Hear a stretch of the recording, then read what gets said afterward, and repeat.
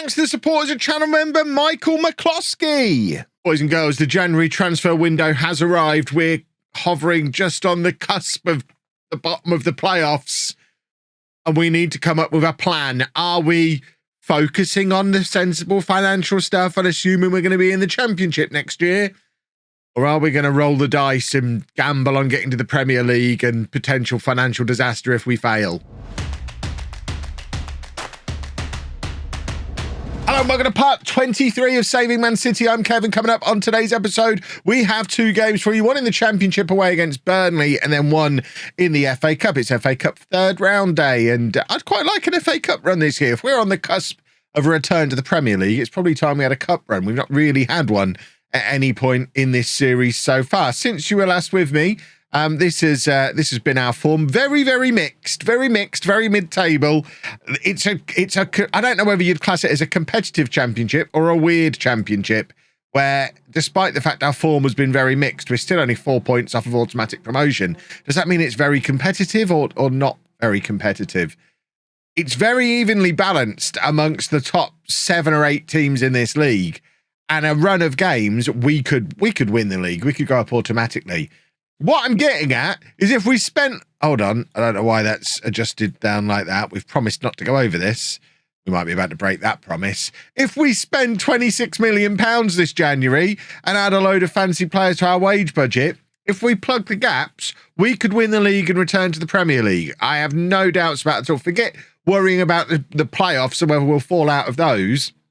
With the right players coming in, we could win the Championship. We could be in the Premier League. And then we don't need to worry so much about the finances, which, by the way, Football Manager at it again. This time it's a £64 million sponsorship that came in at the start of December, which has actually saved us from failing FFP, apparently. At the moment, our FFP is looking like a loss of £7 million over the last 4 years. You're allowed to lose £15 million, which I guess means, although we've got a £26 million budget, again, it becomes an even bigger gamble going and spending that money. Because if we go and spend 20 million now, we then go back to failing FFP, which means if we spend the money now and don't get promoted, we'll be under transfer embargo next season. That won't apply if we're in the Premier League. Apparently, if you gamble and it pays off, it's fine. I think that's how it works anyway. So there is money to spend. I'm not sure whether we should be spending it or not. I think the theme of the last episode was me telling you how great our strikers are. Been a while since Santo Lambert is the only one who scored for us during December. He got 3 goals during December. Betrancourt hasn't scored since the end of November. Liam Delap, it's been even longer since he scored. And Samuel Ibrahim hasn't got a goal in nearly 2 months. So that whole we've got loads of strikers, it doesn't matter which one we play thing, it's not really working out for us anymore. Although, like I say, with the wins that we are getting, we are still very much in the mix. It's a weird league. And when you look at the amount of money we're spending compared to the other teams we're competing with, I mean, it's weird seeing Manchester City all the way down here, but we're 18th on the spend with a wage budget of £12 million a year. We've also made a near £11 million transfer profit this season, which only Watford have made a bigger... Oh, there you go. Yeah, I was looking at salary. Only Watford have made a bigger transfer profit, and I think that's because they got relegated from the Premier League and sold a load of players. Oh, in fact, they got relegated the year before. But either way, only Watford have made a bigger transfer profit than us, and no one else in this promotion race is spending as little as we are. Apart from Luton. But Luton are a weird anomaly, as we know from real life. We don't look at Luton. What do we do? Do we go and spend?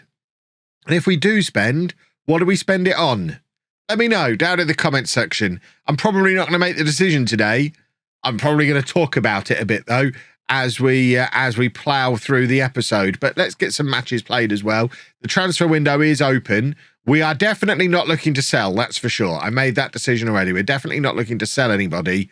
It's whether or not we add players in, and we can't add any more loans, so it would have to be permanent signings. So we're going with Trafford in goal, a back four of De Gasperi, Mbete, Ferguson and Edwards. Shelvey at the base of the midfield, Fiorini and Hamilton ahead of him, Jones on the left, Knight on the right, Delap up front. This is for the game against Burnley. We still have the issue, by the way, with Micah Hamilton, where he won't discuss a contract until we've not sold him. We've put him on the transfer list as a result of it, which surely breaks the promise, but apparently hasn't broken the promise. 32 days. If we've not sold him in 32 days, he theoretically might... He won't be unhappy anymore, so we might be able to discuss a contract with him, although the fact that he's now decided he's exploring his options at the end of his contract means we might have to wait until the end of this season. It's a weird thing with him. He's a player who's played nearly 100 games for us, come up through the leagues, is still a regular starter, could conceivably come all the way up to the Premier League with us as a starter, and is tempted to throw it all away for reasons I don't really understand. The only team that want him are Burton on loan. Burton are in a relegation battle in the league below. He needs that kind of context applying to him. We need better player interactions in FM24. I need to be able to sit Mike Hamilton down and say, look, the only club that want you are Burton, and they don't even want you permanently. I want you. Yes, I tried to sell you, but that's because of the financial situation we're in at the time. I needed the money. It wasn't that I needed to sell you. It's that I needed money. We ended up selling someone else so we could keep you. Please stay longer. I would like you to be here forever. And we can't have that conversation. Get this ChatGPT thing involved, and let's have real conversations with our players. That's got to be coming. Proper AI. I mean, it's not coming, is it? We're not going to get that in FM24, but how cool would it be when the time comes if we had proper conversational AI with everyone else in the universe of the game? People talk about wanting fancy graphics. I want my processing power to be used on that. I want a better, more accurate simulation. I want to be able to have that conversation with Micah Hamilton rather than his actions being controlled by a bunch of nested if statements, which is all it is at the moment. I want real thinking, real AI. I want machine learning. I might be getting outside the scope of what they're going to be capable of doing in time for the new game when it comes out later this year. But that's where I'd like it to go eventually. Having seen the whole, I mean, without this becoming Kev Talks Tech, the new Apple Vision Pro, is that what it's called? The weird headset thing. I'm sure you've seen the memes. I know it's $3,500, so it's not going to be something to look at yet. But how cool would it be to have Football Manager in that, where you could immerse? I've thought this since I was a kid, where you could immerse yourself into a VR version of Football Manager with the proper AI. Oh, tell you what. Give me 10 years. That's how I want Football Manager to be. Balls to the graphics. I want that, which I guess is graphics as well. It's still 0-0, by the way, in this game against Burnley. I wonder if this is why the Championship is so weird this season. Perhaps every manager, rather than watching the match, is just chatting about tech that he's watched on YouTube in the last few days. Jones plays it through to Liam Delap. Is he finally going to score his first goal in a gazillion years? He does. Liam Delap, his 7th goal of the season. I mean, they are two Football Manager legends. Ricky J. Jones, Liam Delap. They combine there, and it's 1-0 to Manchester City. Lovely work. Lovely little finish from Delap as well. Just opened himself up. Committed the goalkeeper and then just poked it under him. No need to whack that really hard. If you place it right and send the goalkeeper the wrong way, you can just kind of toe poke it over the line as if you've never kicked a football before in your life. And that's exactly what he did. Lovely stuff. 1-0. More of that, please. Trafford to Mbete. And now he plays it forward to Shelby, who had been injured for a little while. He is back, as you can see, by the way, he's in the team. He has returned, and we've returned to playing the deep line. Just check. We have put the deep line playmaker back on there, haven't we? I think we have. I'm sure we have. We have. We've come back to the deep line playmaker at the base of the midfield, which I think works better than having the tackler there and the playmaker further forward. I know we've toyed with... What did Delap do there? Hold the phone, boys and girls. Did this just hit him and bounce off? Or was it the greatest assist in Football Manager history? Jones and Delap combining again, but really we're concerned with what Liam Delap does here. So the cross comes in.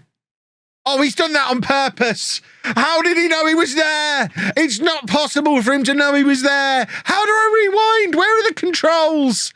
Take me back. Take me back 10 seconds. Slow this down. Liam Delap might have just done the greatest touch in the history of Football Manager. Let's just have a little look at this. So it's good work from Edwards to intercept, but it's this touch here from Delap. Right, look at where Delap is.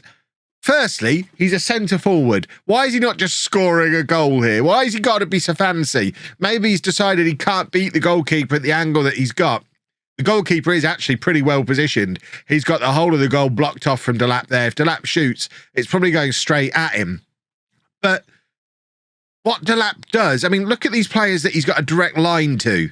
It could go back here. It could go back to Edwards. It could go here. It could go there. But I think this is Ricky J. Jones. And that's where the ball ends up. So it comes in. He just kind of back heels it, threading it through the eye of the needle to Jones, who hits it straight at the goalkeeper and scuffs it into the back of the net. But what a touch from Delap. Well. How do we speed this back up again? Learn the buttons, Kev. Oh, it's all gone wrong. It's half time. I can't learn the buttons at half time. Right, can I speed things back up again, please? Put this back up to there. What a goal. Goodness me. Jones and Delap forming a partnership, it seems. They're both here on loan. Should we just spend the money signing those two boys permanently after what we've seen them do in the first half of this football match? Fiorini now with a free kick, who I think is suffering a little bit with fitness stuff. So we might take Fiorini off in the near future. We've obviously got quite a few options in that central midfield now, so we can shuffle him out. Shelvey, another one who's not long since recovered from an injury and is an old man, probably shouldn't play the full 90 either. But at the moment, I'd just like to add a third goal just to keep things looking reasonably comfortable. So a win here starts to open up a little bit of a gap between us and, was that Watford down in 7th place just below us? Still a 4-point gap between us and automatic promotion, but it's very much all to play for in this second half of the season. When I see us play this well, I wonder what we'd even spend the money on if we could spend it, because there's not an obvious weakness in this team. Maybe a more long-term replacement for Shelvey, maybe a goalkeeper who'll be capable of playing in the Premier League, which probably isn't going to be James Trafford.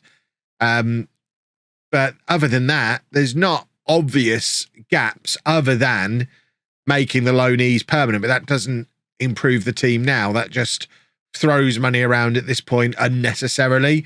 My thoughts on that are, if we get promoted, we can then sign some of these boys permanently with the Premier League money that we'll have. We don't need to gamble on it. They're here for the rest of this season regardless.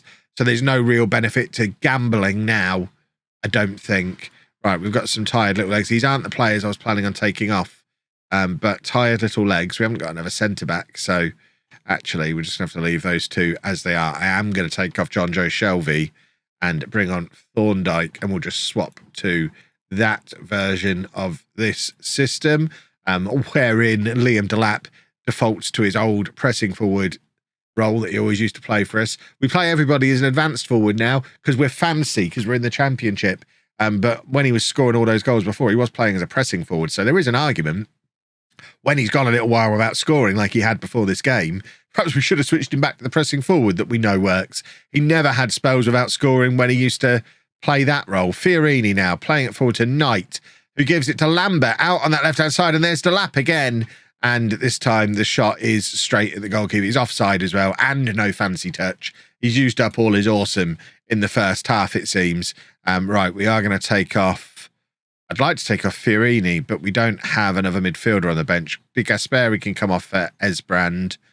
And we're going to bring on Samuel Ibrahim on the right-hand side to allow Knight to have a little bit of a rest. He's another one who has had a longish term injury this season, so it makes sense to rest these players, take them off, especially when the game theoretically should be won. Although you know how we are with conceding goals this season. A 2-goal lead never feels particularly comfortable, even when there's only a few minutes left to go in the match. Although when you see the opposition are playing a Trequartista up front on his own, you become less worried. It has to be said.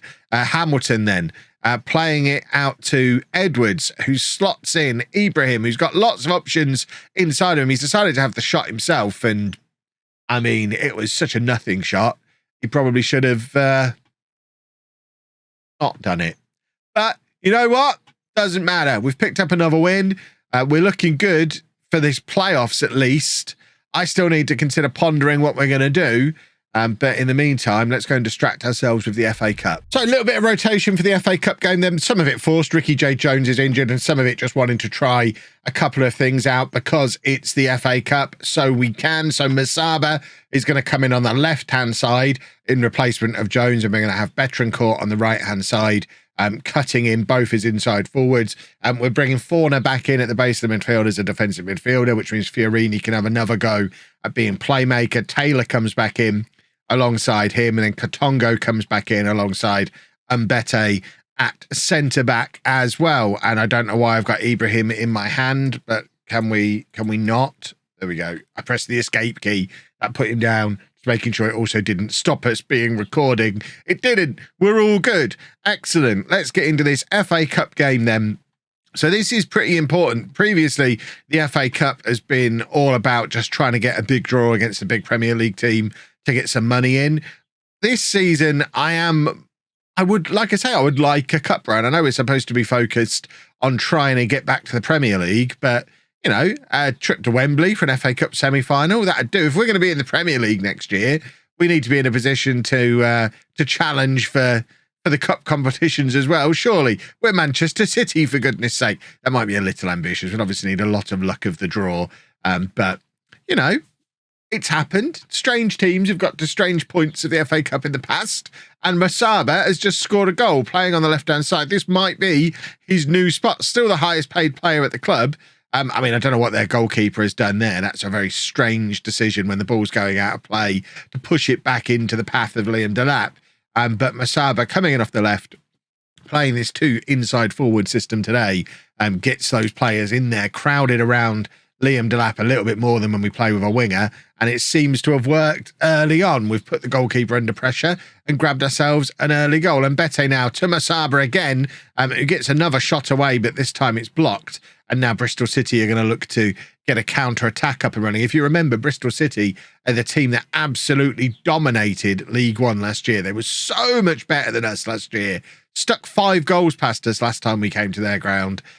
Albeit we ended up getting promoted along with them, but so far behind them. But it appears on first inspection that we've strengthened better than they have since hitting the championship, although we've given the ball away there, which is not ideal because it allows them to just cut straight for us. It's got to be offside, referee. Referee? He had to be offside, surely. The referee has disallowed it for offside. Excellent. See, I should be a referee. I knew that was offside. Look how offside he is. Offside with bells on. Book him for being so offside. It's cheating.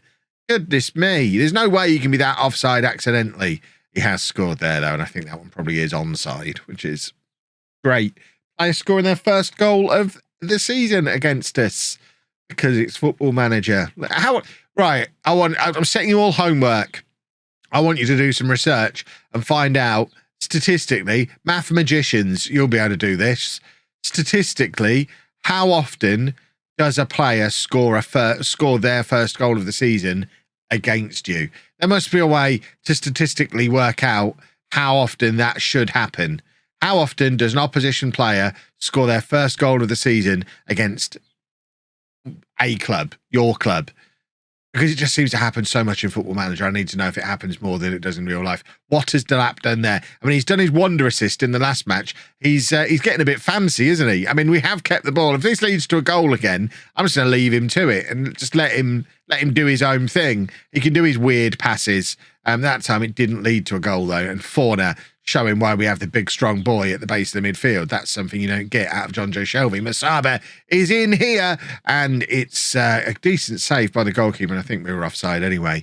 The other reason to try playing Forner there again, I mean, it worked. I don't think Forner is the problem. I think it's further forward. We don't have a genuine Shelvey-style playmaker further forward. I think we've got 3 quite physical, quite mobile players in that midfield, and I think that's why it doesn't quite work. But John Joe Shelvey is under offer from a team. I forget who the team was. A team from a faraway land, and because his contract's up at the end of the season, he can sign pre-contract, so he might be on his way in the summer anyway. And what a goal! let's stop talking about John Joe Shelvey just for a moment and appreciate what we've just seen from Betancourt, because that is stunning. I don't know what he's doing on the left-hand side. He's supposed to be our right winger today. I mean, we are playing with the two inside forwards, so he's come a little bit narrow, but being the widest player on the left is a long way from narrow. But what a goal. It's like having prime Thierry Henry in our team. That was a thing of beauty and puts us ahead again in this match. I can't remember what I was talking. John Joe Shelvey. Yeah, he might be leaving. So we need to decide if we want a like-for-like replacement, a deep-lying playmaker, or whether we're going to go with Fauna in there and then maybe get a little bit more creativity a little bit further forward. Fiorini's given the ball away there, and Bristol City hitting the crossbar. Trafford just kind of flapping his arms around, getting nowhere near it. Does a lot better that time. As I'm mocking him, that's good goalkeeping from James Trafford. He has his good moments for sure. And now Trafford just going to hold on to the ball forever. Apparently no 5-second rule in football these days. And now Di Gasperi to Masaba, who's having a very good game playing on the left-hand side. And that's a great pass to Edwards, who plays it over the top to Betancourt, flicks it on to Delap. Oh, my word, he's done it again. Liam Delap is just, I mean, we might need to get the testing in. Oh, my word. This is bonkers. The way he controls the ball here. So Betancourt with a flick on. Delap chests it over two players and then nips between them and scores a screamer. Liam Delap is on another level. What a player. I mean, if we do get promoted, we've got to spend the money to bring him back. And he's going to cost so much more than we sold him for. We sold him for 10 million because we were a League Two team and had to take what we were offered. But we could find ourselves in a situation this summer where we're a newly promoted Premier League team with newly promoted Premier League money. We're going to have to spend 30 million to bring him back. And he never played a game for Brentford.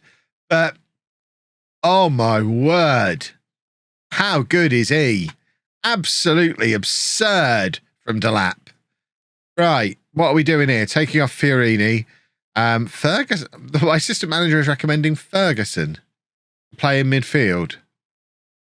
I'm probably not going to bring Ferguson on in midfield. We'll bring Thorndike on and we'll all like it. And then we'll take off, might actually take off Fauna, and we could bring on Ben Knight, and we could do, we can do that with Ben Knight in there. No way am I taking Delap off of playing the advanced forward. Now he's started being ridiculous with it. Ferguson can come on to play centre-back. 20 minutes to go. We've got a 2-goal advantage. I cannot get over what I've seen from Liam Delap in this episode. I mean, I started recording this thinking we were going to be discussing potentially signing a striker permanently, spending some money, but I don't know. Do we make an offer for Delap now while we're still in the Championship? Are we just deciding that he's that good that he'll be able to be our striker when we're back in the Premier League? And that's the big question mark. Will he be a Premier League striker? And if we are going to bring him back permanently, now is probably the cheapest time to do it. But it would cost all of our transfer budget to bring Liam Delap back. But it might be worth it. He's got the potential to be a good Premier League player. He is definitely a player who could grow with us. He's homegrown here. So if and when we get back into Europe, he's going to be so expensive though. Should we just do a cheeky little... Should we offer him... You know what? We spent 10 million. We're doing transfer negotiations during the match. I'm there on the touchline. I'm on the phone to Brentford now. Look, we'll give you 15 million. Forget all this. We'll give you 15 million. That's a £5 million profit. No, he's not. We're not spending 30 million on him. You can have 16.5 plus the 30% sell on. Well, fair enough then. We're not bringing Delap back anytime soon because that is far too much money. Right. Samuel can come on to play right back. And Masaba, who's had a very good game, can come off Lambert on that left-hand side, and now we've just got to see this one out. In retrospect, phoning up Brentford from the touchline at Bristol City while Delap is in an absolute purple patch probably didn't put me in the strongest negotiating position I could probably be in. I'm there on the phone to them. I mean, it's a poor line, Kev.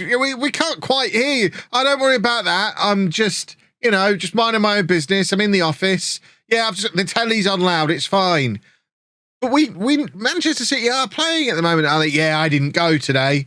I've decided to stay back and do some transfers. Not important ones. I mean, not for players we really want. Not players we'd be willing to spend loads of money on. I tell you what, I do just need to. Something's come up. I just need to. Oh, actually, no, it's all right. It was a problem. I thought a problem had occurred, but actually, it's fine. Don't worry about it. So about Delap, 30 million. Yeah, we're probably. You know what? I'll call you back. Yeah, tomorrow. We'll see. And there we have Brentford live on the phone. We weren't expecting that when this video started, were we? But we are into the hat for the 4th round of the FA Cup, so that is important. The cup run we wanted has started. And now we've just got to hope that we get a decent draw for the next round and can continue rolling forward and having a lovely little cup run. Tommy Doyle might be about to make us £3.6 million.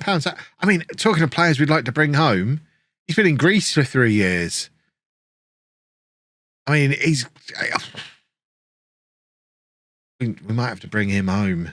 Oh, are we getting the band back together? We might be. If you've enjoyed that, please make sure you leave a nice big thumbs up on there for me. Subscribe to the channel for daily Football Manager videos. Thank you very much for watching.